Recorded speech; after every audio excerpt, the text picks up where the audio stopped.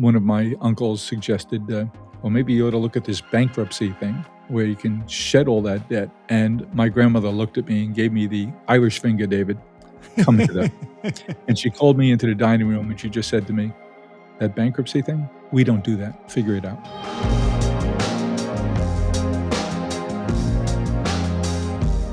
I got to imagine that Valentine's Day is your biggest day. Am I right on that or? Wrong. Wrong. What is it? Well, remember, we're flowers and gifts, and we have three categories of gifts, all of our floral product or things you would find in your greatest flower shop experience. We have food gifts, and our lead brand in our food gifts category is Harry and David. So we grow pears and peaches and apples and kiwis and grapes and et cetera, and make wonderful gift boxes and gift baskets and prepared foods. And then we have a newest division, which is called Personalization Mall, Things Remembered. So it's all gifts that you would personalize, like some of the knickknacks you see behind you there. We would manufacture those. So if there's a couple getting married, you might send them the champagne flutes with their names on it and the date of their wedding, all those kinds of things. Or now we have a big push on photography. So if you and your daughter had just finished your round of tennis, and someone snapped a picture of you and you just loved it, you might send it to her this afternoon as already framed or emblazoned on a mug for her to put with her collection. That's great. And So that's to say that Valentine's Day is a busy holiday, particularly for the floral brands and our chocolate brands. But the biggest holiday in our calendar is the Christmas season, this fourth calendar quarter, our second fiscal quarter, because all of our food gifts, this is their quarter. Harry and David, this is their quarter. Cheryl's Cookies, the Popcorn Factory, all of those brands are biggest in the fourth quarter, the Christmas holiday season. Then for flowers, the next biggest occasion is Mother's Day, the biggest floral gift occasion. And Valentine's Day is very busy, but about half of Mother's Day, because apparently there are a lot more moms than there are sweethearts. I love it. Boy, was I wrong on that. But I bet you might have a story. What's your favorite Valentine's Day story? Well, there's ones I can tell and there's ones I choose not to tell. But it's amazing. We used to encourage people to order early because it's such a crush at Valentine's Day. It comes in the last several days, whereas Mother's Day is stretched out over a 2-week period of time. And of course, the Christmas holiday starts before Thanksgiving and runs right through the month of December. But Valentine's Day is a crush. And we guys are known for not being advanced planners. I don't know if you've ever heard that. And sometimes we forget that Valentine's Day is sneaking up on us. So we'd always encourage our customers to order early. And I remember taking a call from a gentleman at 9:15 on February 14th saying, can I get this delivered by noon? I said, I can't do it for you. And he said, well, you said to call early, and this is pretty early. So what you say, you think you understand how people interpret it, but then you find out otherwise. After being in business for 50 years and helping millions of people send flowers, what's a moment with a customer that really captures what you think 1-800-Flowers really is all about? Well, I think what we're all about and what we've learned, let's say in a recent bunch of years, David, is that we think we're in the flower business, but we're not. We're really in the relationship business. That is, we're in the business of helping people express themselves and connect with all the important people in their lives. And I think of a story you mentioned my Queens roots. Well, not in Queens, but next door in Brooklyn. There was a lady, her name was Teresa, and they lived in a semi-attached home, which would be very common in Bensonhurst, Brooklyn, the neighborhood that she lived in. And she lived right next door to her adult sister. And they were each married, had their own families. And Teresa wrote to me a story after she had ordered flowers from us. And she said, my sister and I haven't spoken in 7.5 years. And she says, I'm not even sure what the argument was about anymore. But it's so bad that if we pass one another on our common stoop, so one stoop, two separate front doors to two separate homes. She said, we'd just turn our heads and walk the other way. She said, I read something you wrote recently and I took a chance and I sent my sister, I called 1-800-Flowers, sent her flowers and just signed the note saying, I still love you. And I signed it Teresa. And a day went by, I didn't hear anything. And there we were. I was leaving the house and I was just locking the door and I turned and there's my sister. And she said, she didn't say a word to me. She just came up, we hugged and we cried and we forgot what we were mad about. And it just was the icebreaker we needed. I love that story. And I really want to dig into how you built this incredible company of yours, but let me take you back a little bit first. What's a story from your childhood that shaped the kind of leader you are today? I grew up in a household. My dad was a painting contractor.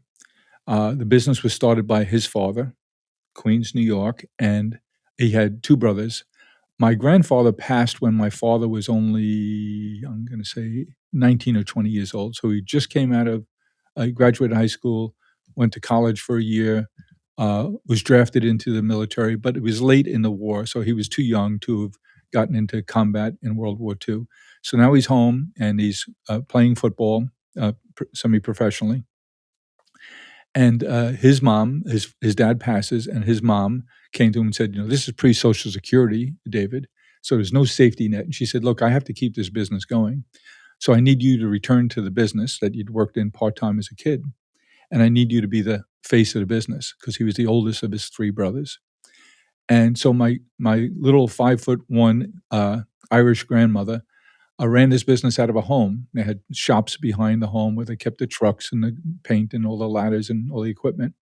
And so from 20 or 21 years old, my father was, quote, unquote, "the boss of the business." But my grandmother's house, which was only a few blocks from where I lived, was a place we hung out all the time. It was our home, and it was also corporate headquarters. So her kitchen table in the morning would be my father and his 2 brothers, and they'd be planning job sites, where they're going, who's going.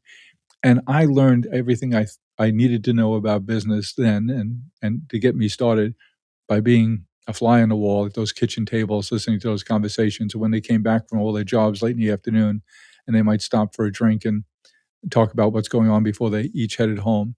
But listening to my grandmother really be in charge, but subtly letting them think that they were really in charge, uh, was a great education for me in small business, business in general, and personalities. And Explain that. Talk a little bit more about that. well, you're just sitting there and you're listening and you hear what the arguments are, what pressures of jobs and how and having a whole, couple of dozen employees and all the things they had to deal with, none of which related to the business, always personal. And I remember this is a long time ago, I had just bought the company that had in it the 800 number, and I was commuting back and forth to Dallas where the company was based, and I had a terrific partner, a local partner there who, worked with me the first year or 2. What happened was I had been in business now for 10 years. I had opened up a bunch of flower shops, one at a time. Every 6 months, I'd open up another shop, then every 3 months, and after 10 years, I had a whole lot of flower shops. So I able to leverage that to put down $2,000,000 borrowed against those to buy this company to get at the 1-800 number. The company had failed. And being a smart aleck kid from Queens, I figured, why would I spend money on lawyers, accountants, bankers? Why would I spend that money? Well, I now know why you would spend that money because I didn't do due diligence, I did due negligence, and I signed, the purchase agreement personally and assumed all of its debts, and because it had failed, there was really no one around to tell me that they had accumulated $7,000,000 in debt that was undisclosed to me, and I remember discussing this at my grandmother's kitchen table with my father and his brothers, and one of my uncles suggested, "Well, maybe you ought to look at this bankruptcy thing where you can shed all that debt." And my grandmother looked at me and gave me the Irish finger, David, "Come hither." And she called me into the dining room, and she just said to me, "That bankruptcy thing, we don't do that. Figure it out." That was it. That was the extent of our conversation. It was one way, and it motivated me to go back and forget about bankruptcy and just figure out how to work out of this debt, and it was great advice, but the whole idea of I was part of something bigger, not just myself. I was part of a family that had a brand reputation, and when she said, "We don't do that," it was end of discussion. I love it now. And one of your first jobs, Jim, was as a social worker running a boys' home in Queens. What was the biggest lesson that taught you? Oh, so many lessons, David. In fact, I hadn't been back there in 15 or 20 years, and I was privileged this year to, be asked to be the commencement speaker at St. John's University here in Queens, a wonderful institution with great people doing the great work of educating, mostly first time to college. And, there was a lady in the audience who's the executive director of St. John's Home for Boys, where I'd worked for many years. And I didn't know her because I hadn't been connected to it in the last decade or so. And, she had a son graduating, and she wrote me a note, said, My son's been quoting you for the last 2 months now since the commencement, and so it gave me the nerve to sit down and write you a note and invite you to come home. So this is in Rockaway Beach, Queens, the St. John's home. So I made a trip 2 weeks ago down there to visit. It's very looks physically the same, but it's very different in terms of the population of kids they take care of. But I spent a good part of a day down there and sat down for lunch with about 14, 15 of the guys and just had wonderful conversations about futures, their perception of the future, and it was just great to go home. But the lessons I learned there over the 14 years I worked there were just tremendous. I started as a living counselor, evening counselor in one of our group homes. 10 teenage boys, myself, and I'd be the only one on at night from I'd start at 4 when the other staff would leave by 6, 6:30, and then I'd go to bed around midnight, get up in the morning, make sure I got them off to school, and then I was off during the day, school or work or whatever was going on. And I learned so much from being very bad at that work to then getting counseled. The fellow who was the executive director was a member of a religious order of brothers and priests. And again, I've just reconnected with him in the last couple of weeks. He reached out of the blue to say, "It's been too long," and we had a wonderful conversation. But he taught me so much about people, motivation, skills, and when I told him I was gonna be leaving, he said, "No, you're not leaving. You have a passion for this work, and let's look at what you're doing and what other people in other group homes or our main home where we had 170 boys, what the good leaders are doing and what you're not doing." And one of the first things I learned is the people who were really good, the men and women who were really good at running their group homes, they came to work with a plan every day of what they wanted to accomplish, and I didn't. At first, I'd go and I'd just react. There was an incident with the police, I'd take care of that. There's a problem in school, I'd deal with that. So I was bouncing around with no influence or control over the environment other than reacting to what happened. But the really good people had a plan. Whether or not they stuck to the plan or were able to was immaterial. They had a plan. They were gonna affect what was happening that day, that evening, that week, that month, that school year. And that was one of the first lessons I learned. And the other one was something I've heard you talk about a lot. I tried to have a relationship with a group of 10 guys. You don't have relationships with groups. You have relationships with individuals. And I had to find a way with good counseling and coaching from my boss, my immediate boss, and from brother Tom, the executive director of the home, about finding your way to connect. And with 10 different boys, I had to find 10 different ways to connect. And I had one young man, his name was Joe, and he had a beautiful head of black hair, straight, and he combed it, and he was meticulous about it, and he put this gel in it, and but Joe had some issues based on his background. His issues were you couldn't touch him. I mean, if you brushed up against him, it could be a holy war going on. And I had to find my way to build a relationship with him because he was volatile and he could really set the whole house off and get quite physical too.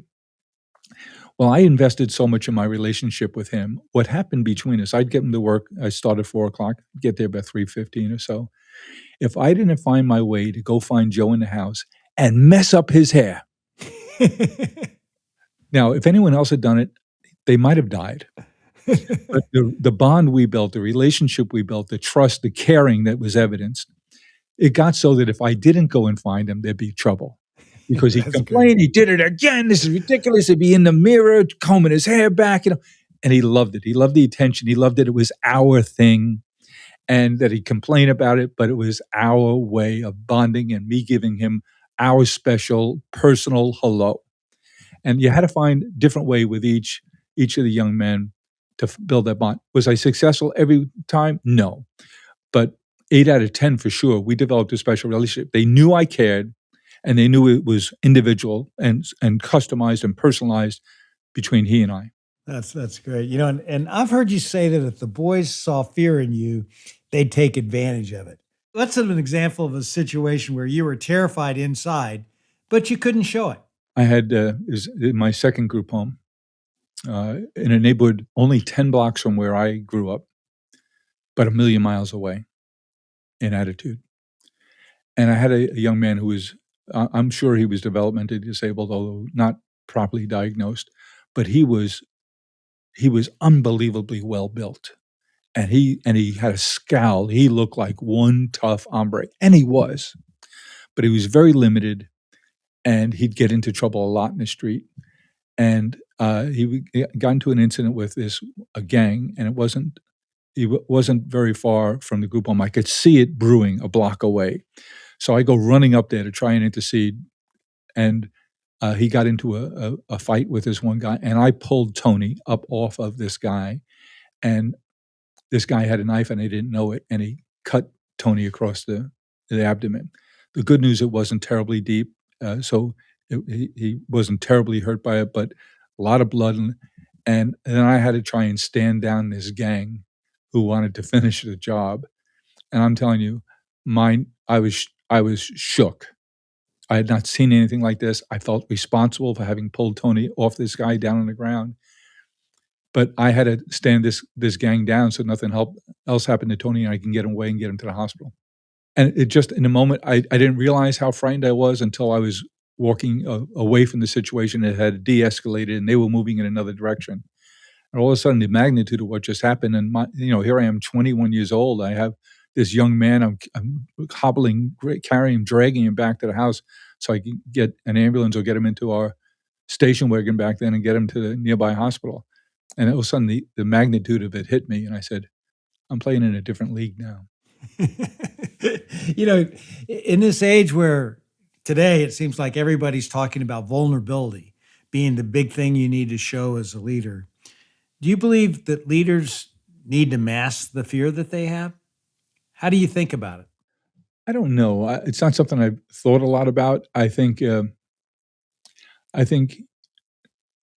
genuine, uh, being genuine is critically important. But I think having a temper on your highs and your lows is appropriate too. I don't think you need to have everything out on your sleeve. And so I think having a good, sober, genuine behavioral pattern is what I'm comfortable with. I understand you also worked nights as a bartender. What did that experience teach you? Well, it was deliberate on my part in to this extent, David. You've been in the hospitality industry your whole life. Uh, if you're a shy person, and I'm still in recovery. One of the things that I did to help me overcome my shyness is I worked in a retail store. I worked in a men and boys clothing store, and you work for commission. Well, if you're shy and you can't interact with the customers, you're going to starve. But you had a role, and it was easy to get into character to play your role to service people, and that helped me to be comfortable using working with people. And we had a lot of older guys on this staff. Older When I say older guys, I'm in my teens and then 20s working this job. They taught me the value of using humor. So these guys I worked with, they were salesmen for their brand, Levi's, uh, the shirt manufacturers, Arnold Palmer, where all these salesmen. And because we were a big account, my boss would say to them, "Okay, you're not busy for Father's Day because you're done selling. Part of the deal is I'll place this order with you, but I expect you to come work here the week of Mother's Day because I can never get enough talented help, and you're a professional salesperson." So these were older guys and salesmen, and so they all had these crazy personalities, and I learned from them there's something I do all the time that I learned at 16 years old from one of these crazy sales guys who'd be in once or twice or 3 times a year to work with us. And and he said to me one time, "I don't care what everyone here says about you. I don't think you're that bad." I still use that line. I learned it from Irv back 100 years ago, and I learned the benefit of using humor to break the ice, to get quicker into a relationship, to disarm people, to give you an atmosphere of genuine interaction. Yeah. How did you end up, social working, bartending, how'd you end up in the flower business? Well, it goes back to bartending. So, I got, my job in the group home, my first job, because I'm working being an Irish Catholic kid from South Queens, I had a genetic requirement to be a bartender, and I'm working in a neighborhood, pub, and one of my customers, a friend, ran this particular group home, and I'd ask him about it all the time, And finally he said, "You seem interested. Why don't you come have dinner with me next Wednesday night at the group home?" So I said, "Great." And I did that. And after dinner, he says, "Come on downstairs to my office for a few minutes." And said, "Jim, do you think you'd like to give this work a try?" And I said, "Yeah, Bob, I think I'd like to give it a try." He said, "Good." And he flipped me his key ring and said, "Can you do me a favor? I have no one to work tonight, and I've worked like 6 nights in a row besides my day shifts. Can you do me a solid and work tonight?" And that's how my career started there. Well, fast forward, uh, I'm now the administrator of the home, so we had group homes and we had a main campus with a bunch of services and all there and a few hundred people working there. And as a very young man, I'm the administrator, and I had married young, and, fortunately, I won the lottery there, and we had kids right away, and it's very rewarding to work in the not-for-profit social services field, except financially. It's not very rewarding at all. So, back to bartending to supplement my income. I'm not 24/7 anymore, I'm Monday to Friday. So, I'm working Friday and Saturday nights at a pub on the Upper East Side, flipping bottles, the place where they filmed the movie Cocktail with Tom Cruise. And one of my customers, again, stayed late on Saturday nights, and we'd chat as we were wrapping up to close up for the evening, and he owned a flower shop across the street. And I'm thinking, "A flower shop? Hmm." Back in Queens, there are a couple of flower shops that seem to be pretty successful and seem to be making a good living, and it's working with the public. I've worked in retail. This seems pretty easy. So I said, "Nick, do you mind if I come work a couple of Saturday afternoons in your flower shop before I come into the bar?" Because he told me he was thinking of selling. So he said, "Sure, but why?" I said, "Well, maybe I'm a buyer." So I did that for a couple of few Saturdays, and I really, really liked it. And so I said to him, "Nick, I'm a buyer." So that's bartending led to my two career kinds of jobs, uh, 1-800-Flowers and St. John's Home. What'd you like about the working in that shop? Well, here it is, the Upper East Side of Manhattan. I'm from Queens, I think I know everything. I don't. And I think Manhattan's just this one big neighborhood, and it's not. It's all these little micro neighborhoods. And our little flower shop, and when I say little, it was little, was the centerpiece of our little community of maybe 4 square blocks. And I got to meet people I didn't even know existed before, all different kinds of characters. I found out what a walker was. Now, you would know David, of course, but I didn't know what a walker was. A walker was this very tall, very distinguished-looking gentleman who looked great with his salt and pepper hair, and I'm told he's a walker, which means a rather, wealthy lady is going to the fundraising dinner, and she wants an appropriate date with her, and she's no longer married, her husband's deceased, and the walker'd be called upon, and that was his career, and he was very good at it. The original plus one. Exactly.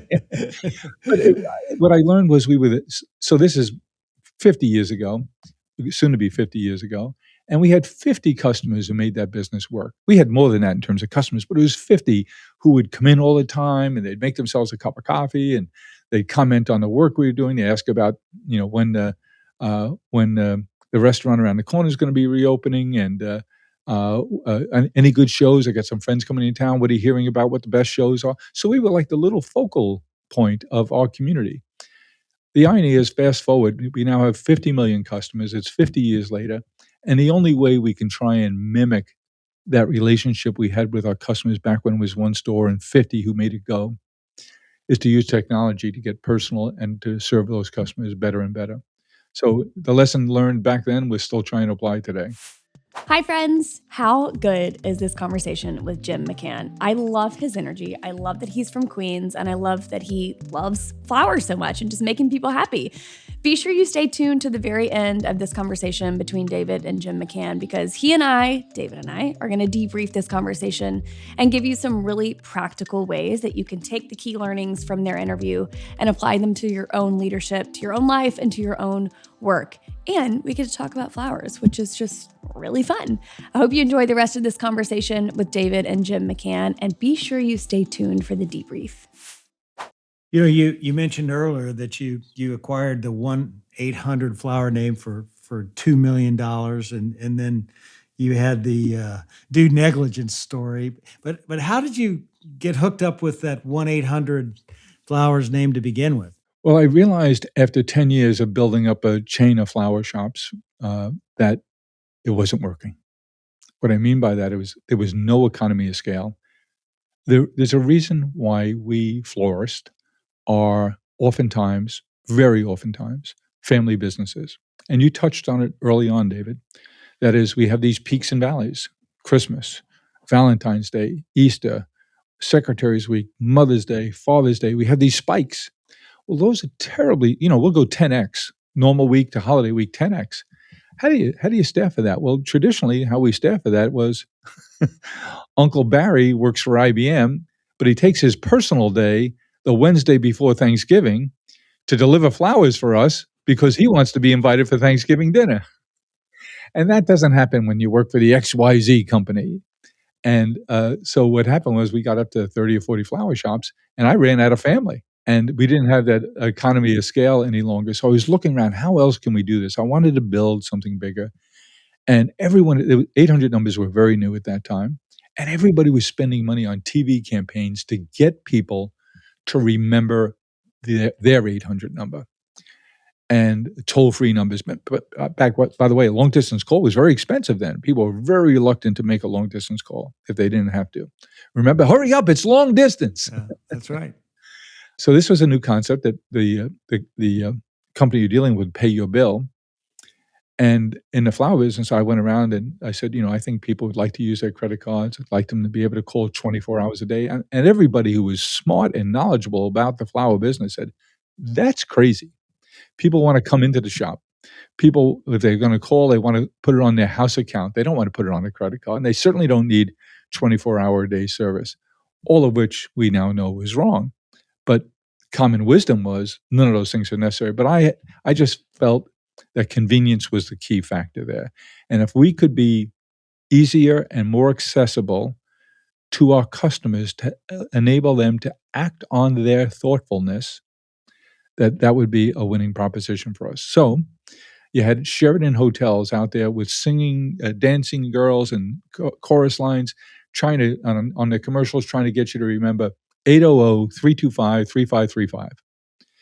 There's only one person who remembers that, and that's me. And it's not even Mr. Sheridan. But I thought, if there's a better way, if you could just remember the corresponding numbers, flowers is 356-9277. That would be an easy way to remember. Well, lo and behold, this company had already gotten hold of that telephone number, and they launched this business. I called out to them and said, I'd like to be your fulfilling partner for the New York City area. They said, great. We started that. And for about a month, it was good. And then, bump, it just went to zero. And I called. They said, we only had so much money, and we had some marketing ideas, and they didn't work, so we're closing down. So I got on a plane, flew to Dallas, became best friends with American Airlines, and wound up buying the company for the aforementioned $2 million down and assumption of debt. And while it was a terrible business decision, it's something I was embarrassed about for a long time, having put my family and everything we'd worked 7 days a week, 24 hours a day for, and had good luck in the pursuit, was now in jeopardy. And but so many times the worst decision turned out to be the best decision, because we became a brand without any money. And that was in 1986. By 1992, we were the leading player in our category. And then we had some really good fortune come our way that helped us to become a national brand without having the money to cause it to happen. And you really went after the franchise model. How'd you get excited and learn about the franchise model? By accident and default. I didn't have capital. I didn't know how to raise capital. I didn't know what private equity was. I didn't know about financing and all. Educationally, I was on my way to be a New York City policeman when I started working in social work, and then just putting off going to the police department until it was too late. So I didn't have a business education other than sitting around grandmother's kitchen table. What I did was I had all these stores, and I needed capital, and I knew that they were better run by families than by a company. So I started selling those stores off to raise capital to franchisees, and that's how we got into the franchise business. How'd you make the decision that you talked about a little bit earlier? You're not just the flower business now. You've really expanded. How did you make that decision to expand beyond flowers? So many times businesses get in trouble because they aren't focused and they go too broad. But you really found the right way to do it. What do you think made it work for you? Well, if you think of what we as a florist would do, we merchandise our store in different ways seasonally. So Christmas, it's going to have one look and a different mix of merchandise. You get the Valentine's Day, it skews to chocolate and flowers heavily, and then Mother's Day, it skews to different color flowers, different gifts. A lot of gift baskets come into play for Christmas and gift baskets for Mother's Day. And then Father's Day is a very different mix. It's chocolate, it's gift baskets, it's hobbyist baskets, very little in terms of flowers.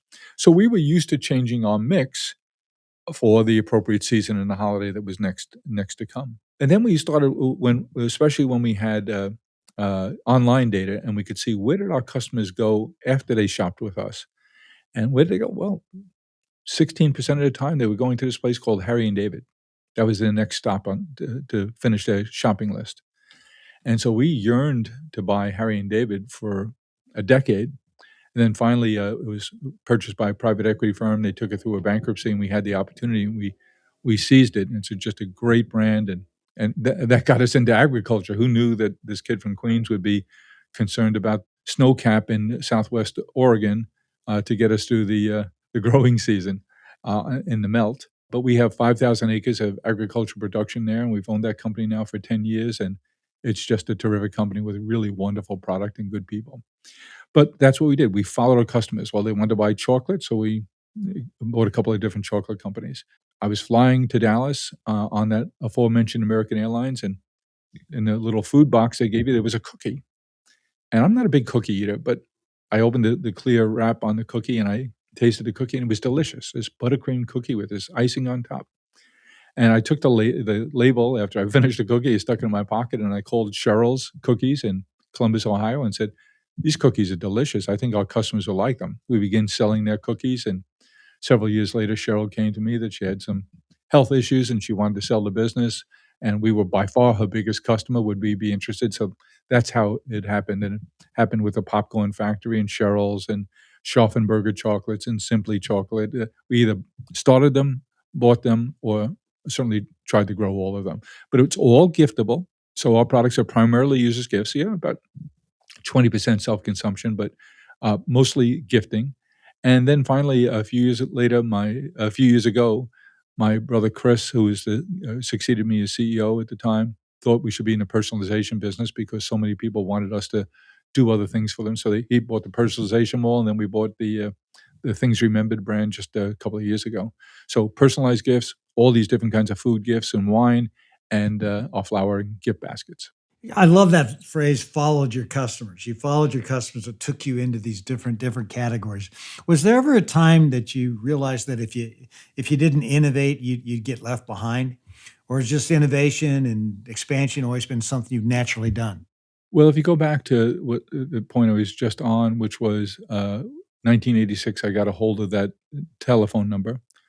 I started selling off stores to raise capital to invest in this idea to get it to become a brand, and we had success at that. And at some point, I thought, geez, we could sell pretty much everything if it had flowers on it. And so we launched a catalog of giftable products. And one of the lessons I've learned from you on leadership is the importance of letting people know that you make mistakes and it's okay to make mistakes. And I was taught that lesson by a lady who was our chief merchant at the time.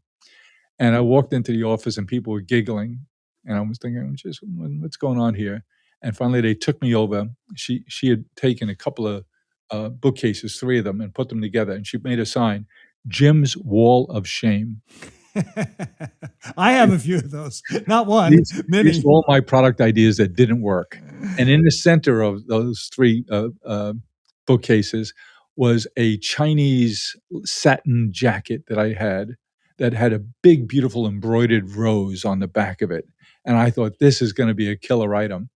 David, if you're interested, there's probably a warehouse someplace that still has a few boxes of them left if the moths haven't finished them by now.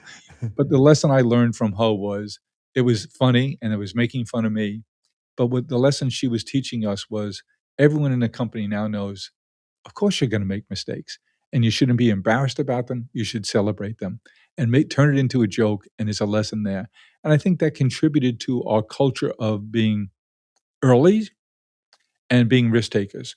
So to the evolution you talked about, when we had found this, so we had the chain of stores, retail was our first wave. Second wave was the 800 number. But then 1992, 3, 4, I'm working with my friend Steve Case and Bob Pittman and Ted Leonsis at AOL, and we think this online my brother Chris had joined the company by then at a university, and he's doing all these new tech things, and we're saying, "Wait a minute, if these guys from Queens with no money and no business experience created a national brand by embracing a new technology, an 800 number, what was gonna be the next technology wave that would push us aside? So if we're gonna be disrupted, let it be by us," was his motto. And so when the internet, the online world, then the internet came along, we were early to it, very early. We had a website in 1992. Nobody cared. We were the first transaction of any kind you could do on AOL. That was important to us, so that relationship with Bob Pittman and Steve Case and Ted was extremely important.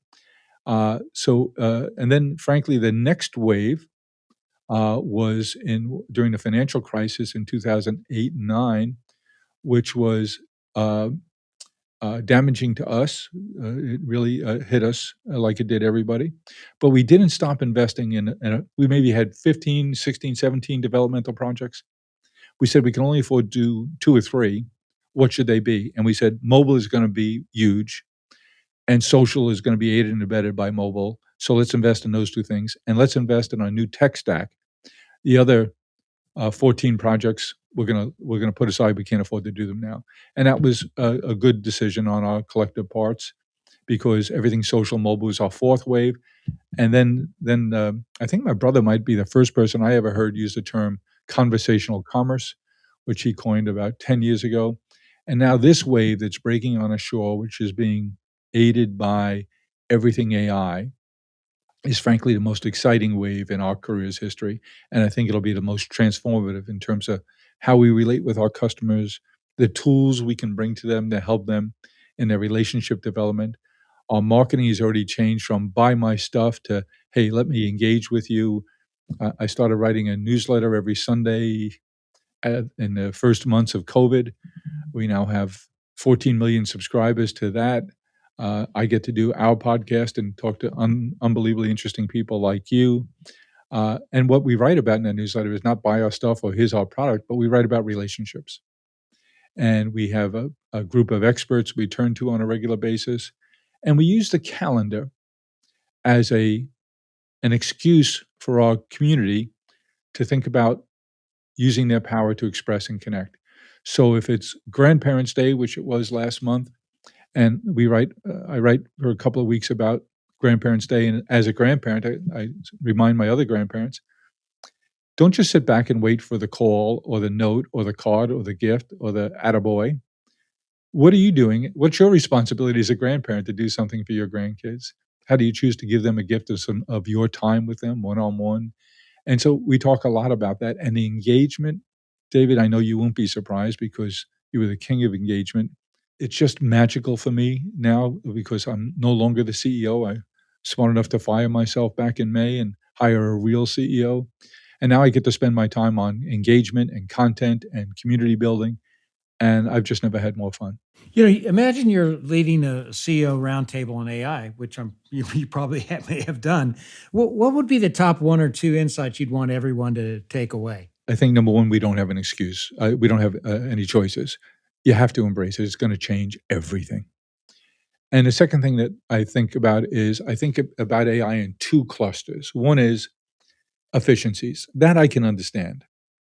It's gonna make everything more efficient. If you have 12 people in legal, if you build a small language model in there, you could probably get by with 9 or 6 people in legal a couple of few months from now because contract reading, uh, uh, smart contracts, paying is just gonna be built into the system and already happening, and we're already using. So efficiencies, I can understand that. Then the other thing is capabilities. What kind of things did we not imagine being able to do that AI will allow us to do?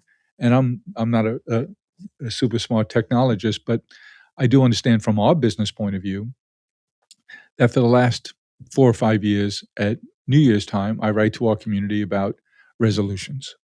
And I encourage our people not just to do a resolution about I'm gonna exercise more, I'm gonna read a book every a month, I'm gonna do this. I ask them to build a relationship resolution. and I asked them to make 3 groups on their relationship resolution. This is a group of people I have relationships with, and I wanna continue and invest in those. Here's a group of people who I have maybe the relationship has waned, haven't seen them in a year or so, but they used to be important to me. I'm gonna reinvest in those relationships. And then there's a group of the 3rd column is people you don't have a relationship with, family, workplace, community, that you're gonna be deliberate about building bridges to them to try and develop a relationship. But now our team in the AI in our AI development team has written a an app for me that automates that. So it asks you the proper questions about those relationships, and it prompts you to think about them. And now it says, "Would you like me to help you to follow through on your resolution?" So you said you wanted to get to know David Novak better. Well, David Novak was just honored by the institute he created on leadership for all the work that he's done over the last couple of years. And here's the article that was in the Louisville Gazette about that. You might want to drop David a note congratulating him on that. And then it comes back a few months later and said, you said you wanted to invest in your relationship with David, but I haven't seen any correspondence, either text or phone calls or messages to him.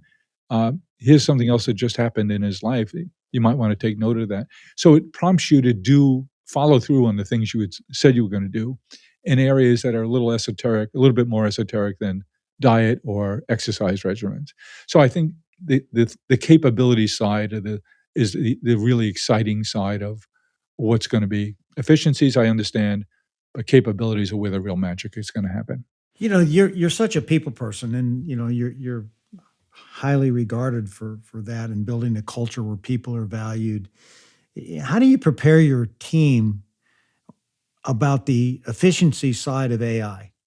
It's a tough question, and one that we've been, deliberate about. I mentioned I hired my board and I hired a new CEO who started in May. His name is Adolfo Villagomez, a terrific guy, just extremely qualified, and boy, if there's one good choice I've made in the last bunch of years, it seems like Adolfo is it. But we were talking about the fact, during the courting process when I was trying to lure him here in those many months before he started, we were talking about the efficiencies and the impact it's gonna have, and what we decided, as a team internally with Adolfo's input long before he even came to work with us is, we have to be very honest with our team and say when we can't say, "Hey, don't worry, we're gonna protect you. Everyone's job is safe." Can't do that. It's not realistic. But so we're very honest and we say, "Disruption is going to happen. We'll be as transparent as we can with you about that disruption, but there will clearly be disruption." And now, Chip Cutler in the Wall Street Journal back in June wrote a piece where he talked about all of the Fortune 500 companies are now, collectively have lost 3.5% of their headcount in the last 3 years, and they're all projecting to have smaller headcounts in the years ahead. And, the mantra in business has gone from, "Oh, David, I can't keep up with business. It's growing so much, I can't hire enough people," to being proud of being able to say, "We can do more with less." So the attitude has changed. So we're honest with our team, and what we did was we said, "Let's reinvest in something we created a few years ago called Fresh University." So what we say to our team is, there will be disruption. AI is going to disrupt us in ways we can guess at now and ways we can't imagine, but it will happen. And our investment is going to be in you.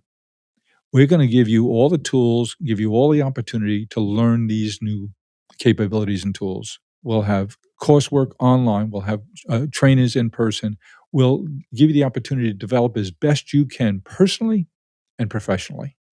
And so that's our commitment to you. So even if you do get disrupted here, if you've learned these skills, you're gonna feel that you have options. You can certainly go to work for someone else because you're very employable. You can hang out your own shingle and create your own business. You can become a consultant, or you can just use these tools in your own life.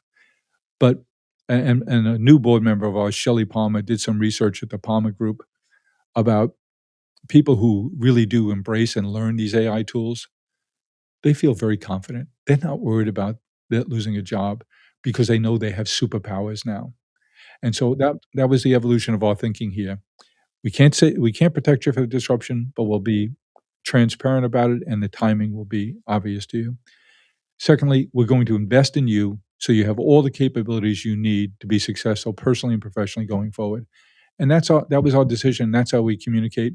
The third element of that David, is we said, "Resume is not a noun. Resume you should think of as a verb, and you should be thinking about resumeing all the time."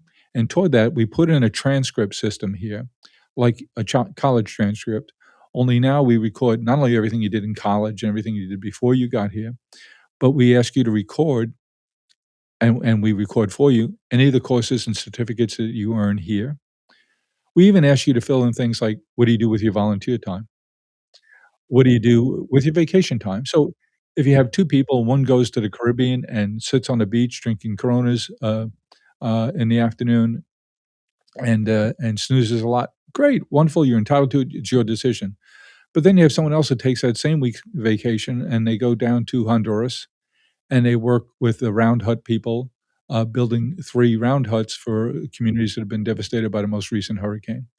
And you immersed yourself in Spanish and tried to sharpen your Spanish skills, and you get this wonderful letter of thanks from the charity you worked with, and that should be on your transcript too, part of your resume, because it indicates to you and to anyone else who'd be interested, future employers at all, what your makeup is, what's important to you, what are you doing to invest and sharpen your own skills, what are you doing to give back to the community, what are you doing to be the best fully rounded individual you can be. So that's our program. Be honest, it's gonna impact us. You should be, if you're not working on AI tools to solve the things that you shouldn't have to spend your time on, that gives you the capacity to do the things that only humans can do, be assured your boss is thinking about it. And then finally, we're gonna invest in you and give you all the tools while you're here, to help you to be, the best person and the best professional you can be. I love the idea of making your resume a verb. I think that's fantastic. And you released a book a little over a year ago or last year called Lodestar: Tapping into the 10 Timeless Pillars of Success. What's a pillar every leader should know more about? Well, the book I did was with a partner. His name is Dr. George Everly. George is a gift to the world. He's, a wonderful guy, and I met him because at the beginning of COVID, he wrote an article in Psychology Today about what he thought the impact of the lockdown was going to be on relationships. Major relationships, familial relationships, and casual relationships, waving to your regular friend at Pizza Hut when you visit there on Friday evenings with your family and just waving to them. It's a social contact, even if it's just a familiar wave. And I wrote him a fan letter, and I said, George, this is really good work, this is terrific, this is how I became familiar with you, it was an accident, but, I hope we have occasion to chat someday." So he wrote back to me, he said, "Well, I'd love to talk to you, why don't we make it happen?" And we became friends. Now for the first couple of years, we were COVID buddies, we never met in person, but I was getting all these questions to our newsletter, which is called the Celebrations Pulse that I do every Sunday. People asking about, "What do I do with my kid? He's not in school. He's not participating in sports. I think he's deteriorating, socially. I'm concerned." I wasn't qualified to answer these questions, but I was qualified to collect a panel of people who were, and George was the first to join us our, celebrations advisory panel. And, so he called me one day. I was traveling in Florida, my wife and I on vacation, and he called, and I answered it on the phone in the car, so my wife could hear, and he said, "Jim, I'm loving the work we're doing together. It's really exciting stuff. I love the other people you've assembled. This is a really amazing panel, and I just enjoy the interaction. I have a suggestion." I said, "What's that, George?" He goes, "Why don't we write a book together?" Now, my wife perhaps thinks I'm a little overcommitted and maybe I don't balance my time properly. She was about to hit me when I said, "George, I'd love to." And that was a 2.5-year project of working together, writing together, and for me, David, an opportunity to learn from a really brilliant man. But in answer to your question, so George is, taught at Harvard, and spent the last, 20 plus years teaching at Johns Hopkins University, where he's on the emeritus on the faculty now at the School of Public Health, the Bloomberg School of Public Health, and the medical school. And he's a psychologist, and he's wonderful. But he tells a story that I think is a lesson for all of us, both as individuals and as leaders thinking about your organization. And that was he was, undiagnosed ADHD and dyslexia. He's a junior in high school, and the grade advisor, the guidance counselor, calls George's father, who's a very successful CPA in a small town in rural, Maryland, outside of Baltimore. And he said, "Look, George is an okay kid, but he's not very bright, and he's certainly not going to college, and he's probably not gonna graduate from high school, so why don't you take him out of school and see if you can get him a job in a filling station or a factory or in a warehouse someplace, because then he'll beat his graduating buddies to the place and maybe he'll already have a job. George's father told George that story, not then, but many years later at the lunch to celebrate George's first of several PhDs. And George said to him, "Dad, why did you never tell me that story?" And his father said to him, "I didn't want it to become self-fulfilling." And that's one of the when you ask me what I learned so many things working with George, but that one sticks in my head. So whether you're an individual or a person, what you imagine and what you realistically think you can achieve is likely to be what you do achieve. But if you're told that you're good for nothing and, you'll never amount to anything, whether it was the 10 boys I lived in a group home with for years or it's, the people I get to work with today, my job is to help them to achieve the most that they can achieve, to form groups, that give them the benefit, to be conscious of the social construct in our companies so that it gives people the opportunity to perform at their best. Working at St. John's Home back then, I remember I promoted a lady who had just returned to work to run our services. So that would be maintenance, housekeeping, dietary, purchasing. And her experience was she had just raised 9 children, and the youngest of which was off to college so she could return to work. And everyone said to me, "You're out of your mind." She was terrific, absolutely terrific. And, she'd walk through the maintenance department, and there'd be all these grizzled guys there, and they're mumbling under their breath about, "This woman thinks she's, can tell us what to do." And she taught me the lesson of selective hearing. She says, "You don't need to hear everything.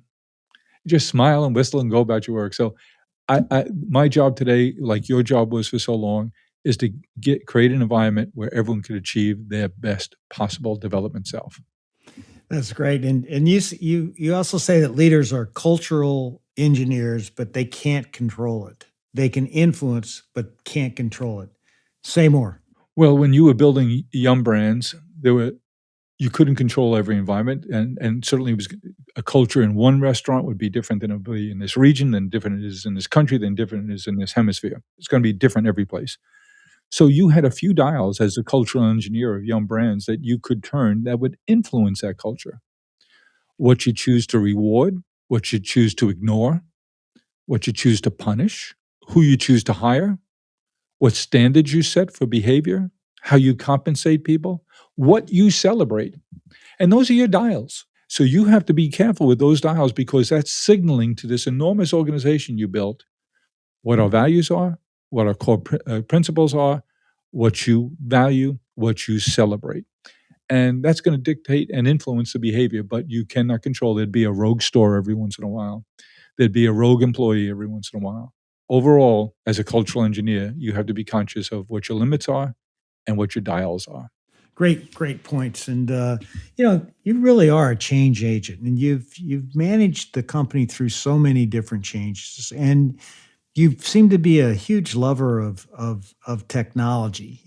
How have you led your teams through these changes without overwhelming them? You embrace it. This is something that you love, but people don't like change. So how have you brought your people along with you as you've visioned the success and the direction for this company?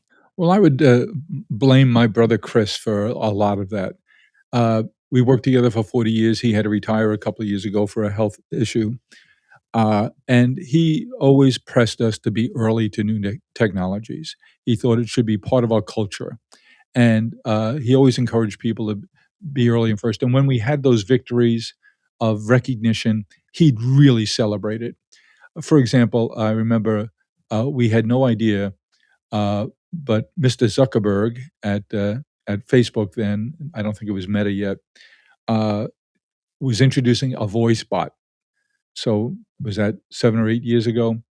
And the first thing that he did, that he ordered online through this voice bot was he called and placed an order with 1-800-Flowers on stage and with a worldwide audience. We had no idea it was coming. It was news to us. but we had someone on my brother's team who'd been working with them, and what we said to the technology companies, we're a good poster child for you. We'll try your new technologies. We like to be early, we like to be first, and then when we have a victory, we like to really celebrate the heck out of it. And so he had someone on his team who'd been working with the Facebook team and convinced them that we'd be a good partner to try that with. And he did that over and over again, whether it was with AT&T in the early days, whether it was Facebook or Amazon, whoever had the new technology. We'd like to be early. We'll be a great proving ground for you. And when we have a victory, we'll celebrate it. And so he helped knit that into our culture that encouraged everyone who had any exposure to a new technology to be early, to be first, to be early, make some mistakes. I remember we had an appearance on 60 Minutes one time when someone's robot that we were working with delivered flowers in some community in California, and of course the robot crapped out in the middle of the demonstration. But we sure celebrated that. We had that robot in the office. We had pictures of the robot everywhere. So I'd lay that blame on him for us culturally being people who embrace technology, be early, be first, make mistakes, and celebrate every step of the process. And this celebration seems to be the key. Indeed. This has been so much fun, and I want to have some more with my lightning round of questions. Are you ready for this? We'll see. Okay. The 3 words that best describe you. Curious, improving, passionate. If you could be one person for a day besides yourself, who would it be? I like the new pope. Your biggest pet peeve? Risk-taking drivers on the road. Who would play you in a movie? Somebody with a better hairline. What's your favorite flower to have on your kitchen table? There's so many, when I started in this business, the amount of flowers we had, the range and variety, it was really embarrassing. And there's so many more available today. But at the end of the day, David, I love to play with flowers at home. I usually take one variety at a time. I don't like a mixed bouquet. And I like to see how long I can stretch the shelf life. And Alstroemeria, I can get 2, 3+ weeks out of them at home. But at the end of the day, a rose is a rose is a rose. What's the best part about being a co-owner of the New York Mets for a decade? The best part was family. I worked with some wonderful people, Fred Wilpon, the principal owner, good friend. But for that 10 years, we were owners and on the board there. My 3 children are local here on Long Island, 7 grandchildren. We had a box there. The fact that my grandkids are such avid Met fans, and we'd go to spring training, spend a weekend down there. They'd get to meet players and wander around the training fields. The fact that my 13-year-old son had to call me this year to ask for my forgiveness because he wasn't going to play baseball this year because all his buddies were on the lacrosse team and he wanted to play lacrosse and it conflicted. The best part was the family get-togethers. We'd get my broader family, I have oldest of 5, get my brothers and sisters, their kids, their grandkids together at a Met game was just magic. We still do it, but not as often. What's the one thing you do just for you? Exercise. Besides your family, what's your most prized possession? Friends. If I turned on the radio in your car, what would I hear? A podcast. What's something about you few people would know? Well, we're going to keep it that way. What's one of your daily rituals, something that you never miss? I start with a list for the day, what I need to get done that day. Yeah, you took that planning mode right with you. All right, you're out of the lightning round. Great job there, Jim. You've been married for 50 years. You said you hit the lottery, and your wife has always been supportive. How have you two navigated all the ups and downs that come with entrepreneurship? Well, I'll take it back to my friend George Everly, and he gave me the vocabulary to develop some comprehension there. First of all, I married a woman who's completely understanding and has been terrific. We started at the very beginning, she'd work with me. We'd go into the store on Saturdays and Sundays, and I quickly learned that I'd rather stay married than work together. And so I tried, the whole idea of you can't work with family. Well, that's obviously silly because we did and we do.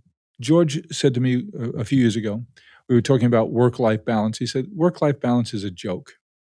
He said, what you want is good work-life integration. And I think the gift that we discovered that my wife gives to me is she knows I'm in business and she knows I have passions and she gives me lots of rope and I earn it more and more every day, the rope she gives me. And she knows I want to expose my kids to all different kinds of people and businesses. So I think understanding that I'm in business, and it's part of my life, and it's never gonna be different, and to come to that understanding, which George helped me to come to just in the last few years, is work-life integration is a gift, and you should be working at it and tuning it all the time. You've grown up believing, and you obviously continue to believe that everything is possible. How do you help your teams, your kids see the world with that same lens of possibility, particularly in an environment where there seems to be so much negativity and divisiveness? I mentioned to you, that I returned to St. John's Home a couple of weeks ago and spent several hours there and had lunch with, a group of guys, and I was reminded of my first couple of weeks working in that group home, which was just, as I say, 10 blocks from where I grew up, and I said it was a million miles away. Speaking with those young men, the about what their futures might be was frankly depressing because their perception of opportunities is so different than mine.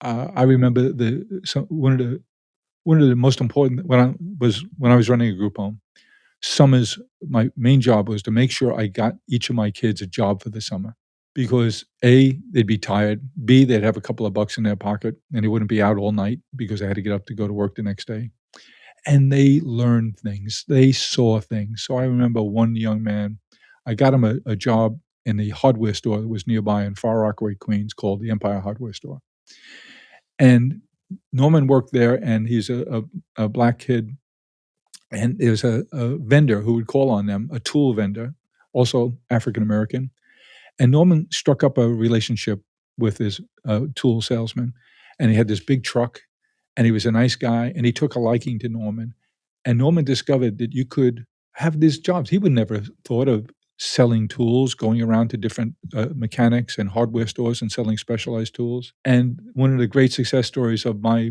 social services career was running into Norman 10 years later, and after he finished high school and he did 2 years of community college, he wound up buying that route from that guy he met in that summer job in a hardware store, and he had a home in Queens and in Cambria Heights, and he had 2 kids, and he was happy and healthy, and he was a big active member of his church, and I said to myself, "Wow, what a success." Yeah, that's great. But it wouldn't have been if he didn't have that exposure, because those 15 kids I spoke to 2 weeks ago had no clue. The closest idea to someone being in business was a young man said, "I think I'd like to be a barber." I said, "Oh, yeah, why?" He goes, "Because if you have a barber shop, that's where everybody hangs out. You can have a whole bunch of friends around." But no one else had a perception of a real opportunity. School, career, no. Their role models were very different. How do you tackle that? Well, I think St. John's Home is trying to do that. They've been doing that for 100 years now, where they give them exposures and expose them to other people, and other opportunities with job programs, with education programs. They used to have a singing group that would tour around and, go to different, events, and they'd meet people, and someone would take a liking to them, and, "Hey, if you're looking for a job, I got something for you." So it's taking them out of a really bad environment, even if it's just for a short period of time, getting them righted, show them a path where they can increase their exposures and change their perception because their perception is handcuffs. What do you see as your unfinished business now, both for your company and personally? Well, from the company point of view, this is very exciting for us. This is a foundational year for us. We have to change a lot of things. We have to embrace these new technologies, but I think we have a chance of becoming the company I've always wanted it to be and didn't have the wherewithal to get there, but now we do. So we're changing how we relate to our customers, how we serve our customers, how we communicate with our customers, how we message them. So this is unbelievably exciting opportunity for us, and for me now to step aside to do what only I can do and allow real managers and professionals to re-engineer our company and to get it ready for this exciting growth era in front of us is terribly exciting. On a personal point of view, the things I think about most are uh, what I'm proudest of is my kids and my in-laws are 3 of them are all good parents. I think about I want my Mary Lou and I want our kids to grandkids to remember us, and so we wanna be deliberate about giving them exposures. I think grandparents can and do play an important role in kids' lives, and I want that to be something they remember fondly and have appreciation of, for long after we're gone. And I'm sure they will. Last question here. What's one piece of advice you'd give to anyone who wants to be a better leader? To be deliberate. Read about other people. You've had great leaders on your show. Steve Case, you had on your show. I heard listened to him back in August. I think you had him on. He's a very different than me, but a great leader. You've had Jamie Dimon on. Jamie's a friend, and as is Steve. And I've learned so much from him. I'm a couple of years older than Jamie, but I still have learned so much from him. I remember one time my brother Chris and I were having lunch with Jamie, and he got very critical of me, and I really appreciated it. He told me, "I spend way too much time evangelizing." "What do you mean, Jamie?" He said, "You want everyone around you to get it. They don't need to get it. They're not all capable of getting it. But if you get it, all they need to do is understand that you have a dream, a passion, and a plan. And if you're in pursuit of that, they know if they move their needle from here to here, and everybody around them moves their needle appropriately, it'll crescendo into this beautiful new idea."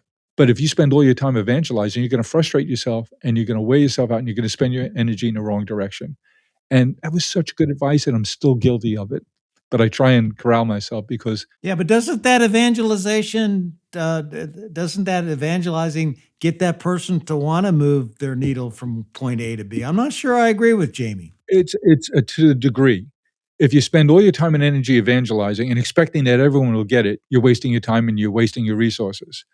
But if you spend more time, like I expect Adolfo has and will, understanding what everyone's metric needs to be, what their particular job is, what their goal is, and here's your goals, here's your metrics. Everyone's watching, and if you deliver, we'll all deliver, and we'll get. I think the balance is the point he was making.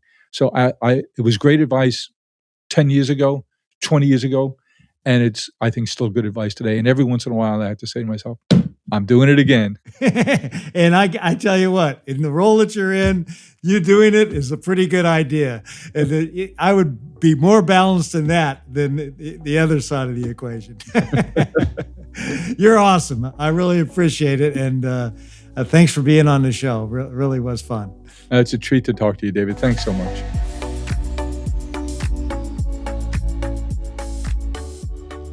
This 1-800-Flowers interview touched my soul in a very, very special way. Why is that? Tell me about this. Why? Because when you think about the last time you got flowers or the last time someone sent you flowers, it just makes you feel good, like deep on the inside, because people are thinking about you and you didn't know they were thinking about you until you got flowers, probably from 1-800-Flowers. Well, what happens if you're dating somebody and you don't get flowers on Valentine's Day? Aren't you expecting it that day? Yeah, well, hopefully they would call up Jim McCann and say, "I forgot to get flowers. Could you please help a brother out?" And they do everything they can because they know how important it is for you to save that relationship. And it's a relationship business. I love that. Didn't you? Didn't you love the fact that he sees them not in the flower business, not in the gift giving business, but in the relationship business? Yeah. The best leaders always define their business in a broader way that's also is compelling and gives people a noble cause of why you go to work. We're out there every day. We're trying to build relationships, make the world happier, bring people together. I love that. I thought that was great. And he's a great guy. I mean, he's a guy who you can see him, the fact that he loves making people happy. Absolutely. And him talking about being in the relationship business reminded me a lot of your interview with Whitney Wolfe Herd when she says that at Bumble, they're in the business of love. They're in the business of connecting people and promoting love. And obviously that's not the functional thing that they offer, but I just love that it allows everybody who's part of that company to buy into something that is deeply meaningful and that actually moves you. You make a very good point. That's not the functional thing that they offer. And see, the best marketers in the world, they understand what functionally they do, but then they connect with their customers by putting it in an emotional context. They create love. They're in the love business, okay?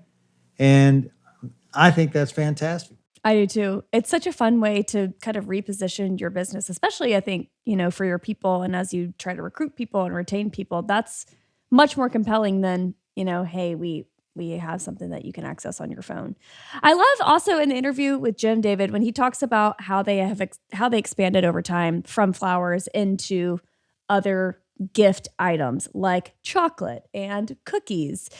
He uses this great phrase, David. He said, follow your customers. And he tells a story about how, when they first launched 1-800-Flowers, all of his customers were buying flowers and then going to Harry and David to complete their gift buying for the holiday season. So he calls up Harry and David and says, hey, all my customers are coming to you. We'd actually like to buy Harry and David so that it's the one-stop shop for people to go buy all their gifts. And he would have never known that if he didn't follow his customers. What's the real insight there?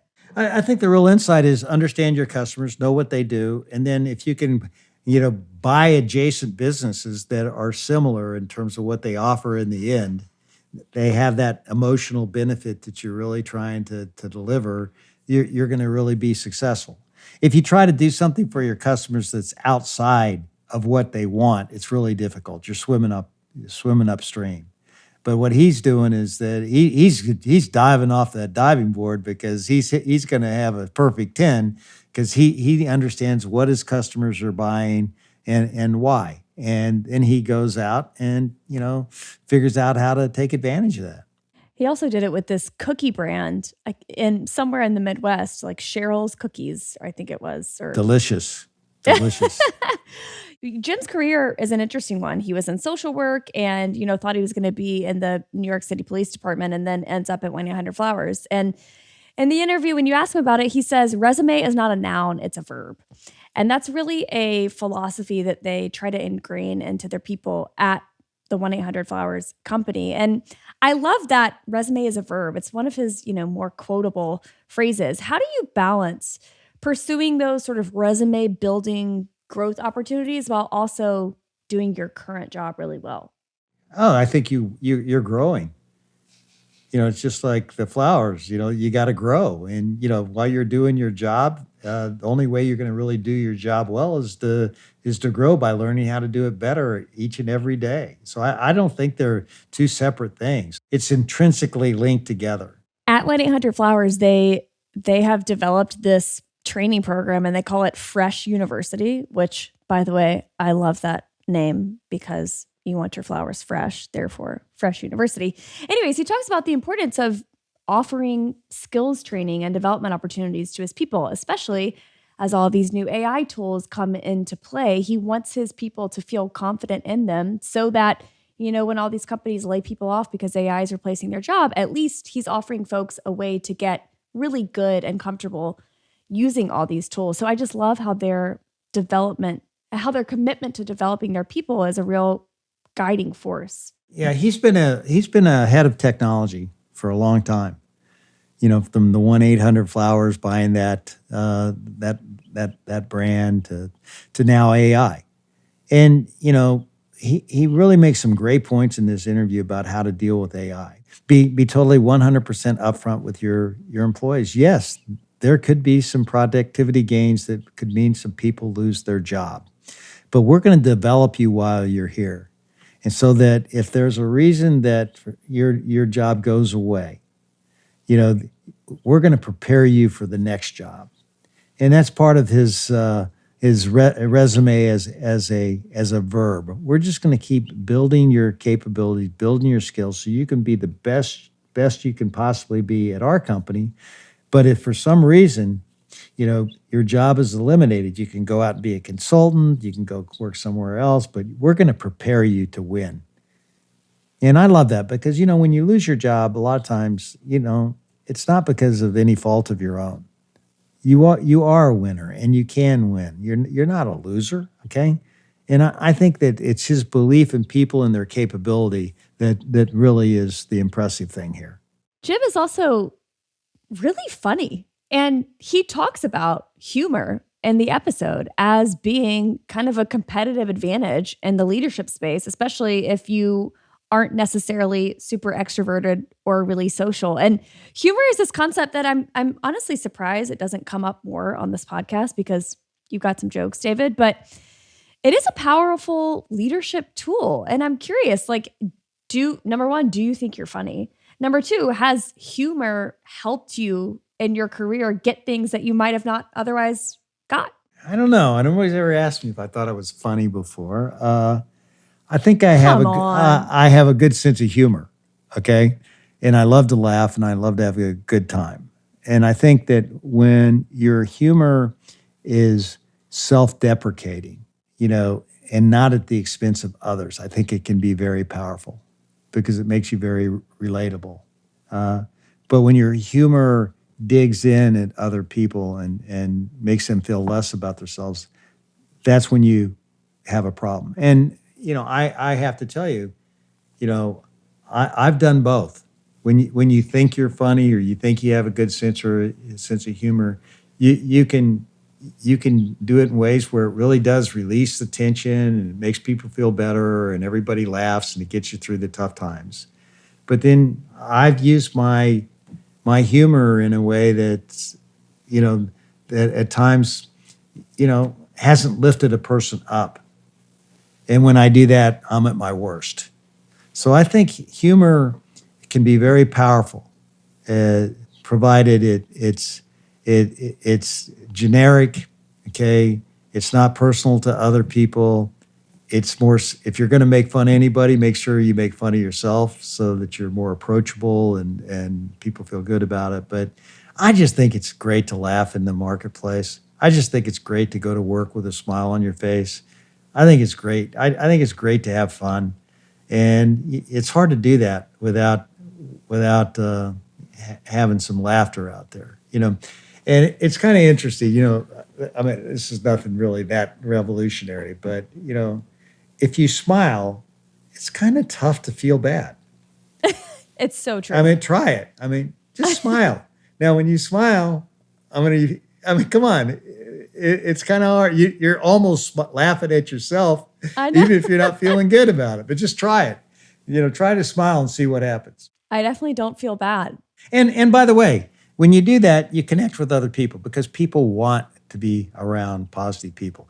I would say positive energy lifts you up, negative energy brings you down. So when you can have a smile, you can have some humor, I think it allows you to connect. And I think if you listen to the podcast carefully with Jim, he uses self-deprecating humor. Sometimes it's funny, sometimes it's not, but he's got his heart in the right place. Absolutely. Absolutely. And I think it also helps him connect in a more meaningful way with the people that he surrounds himself, with his family, with his friends, and certainly with the people that he leads. So now, great example there. I said sometimes he's funny, sometimes he's not. Now, when he hears that, he's going to go, when am I not funny? Did I really need to say not? No, I didn't. And he's really funny. Yeah. He is really funny. I thought it was hilarious. I didn't just need to say sometimes you're not, but that was just me just like trying to be funny and not being funny because that wouldn't have lifted him up. I love that as a filter. And I would say that you're funny. So you can say that I asked you and I think the answer is again, yes. I think it's very important for others to be the judge of that. All right, David, well, that does it for our episode of How Leaders Lead today. Hey, if you're feeling down, call 1-800-FLOWERS and just send somebody some flowers. Just say you're thinking about them. And thank Jim McCann for his great leadership and for how easy it is to do that. Absolutely. Let's do it.